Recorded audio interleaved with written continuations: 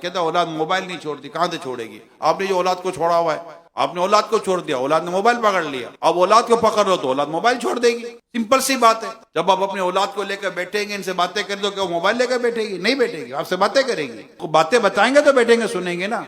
अब आप बोलो चुपचाप बैठ जाओ, अब बच्चा चुपचाप कब तक बैठा रहेगा? कुछ बात तो करो।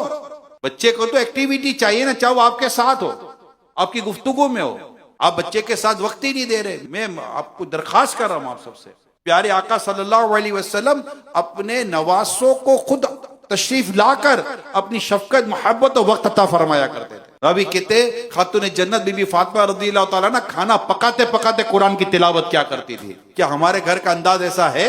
हमारे घर की खवातीन का अंदाज ऐसा है? खाना पकाते पकाते मोबाइल पे लगी, मोबाइल पे भी इधर उधर की लगी रहती है, लगाई बुझाई में भी कहीं तो लगी रहती है, कोई की बात भी नहीं कर रही होती कहीं तो।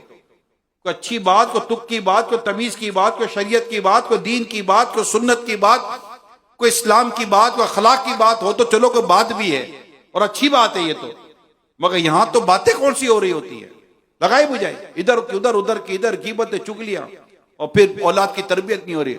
औलाद की तरबियत क्या होगी? बाप बैठे झूठ बोले, माँ बैठ के गिबतें करे, कहते औलाद की तरबियत नहीं हो रही। औलाद की तरबियत के लिए सबसे बुनियादी उसूल अर्ज कर रहा हूं। मुझे यूके में, दुनिया के कई मुल्कों में इस्लाम भाई मिलते हैं, कहते औलाद, हमारे औलाद नेक बन जाए। मैं कहा कोई मुश्किल, इतना मुश्किल काम नहीं है।